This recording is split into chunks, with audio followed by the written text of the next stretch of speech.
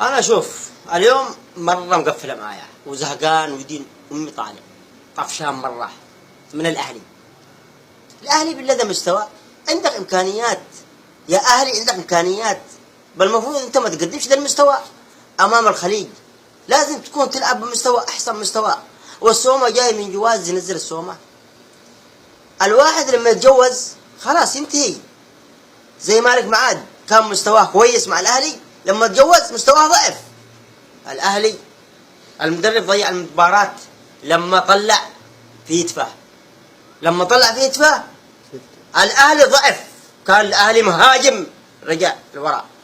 شوف الاهلي لو يبغى الدوري الاهلي ما يلعب بهذا المستوى. اليوم الاهلي ضيع المباراة. هو فريقنا الحكم ظلم الاهلي، لكن الاهلي فريق سيء. انت تبغى الدوري ما تلعبش بهذا المستوى يا اهلي، ما تلعب بهذا المستوى. ضحكتوا علينا اللي يسوى واللي ما يسوى، ضحكتوا علينا اكشنا دوري، ضحكتوا علينا ناس ما يستاهلون. هذا حرام. احنا ايش عاد باقي نسوي؟ نترجل هذا الفريق لما ينهزم علشان الاهلي يتصدر كل مره على ذا كذا، كل مره كذا ما يصلح.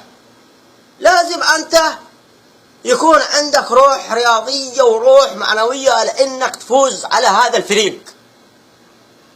مباراه ان كان ما تفوز دوري ما في، لازم تفوز. مش كل مباراة تعادل من ديك السنة واحنا مكناها تعادل. كيف نلقى الدوري كيف يجي؟ الدوري ما يجيش، لازم فوز.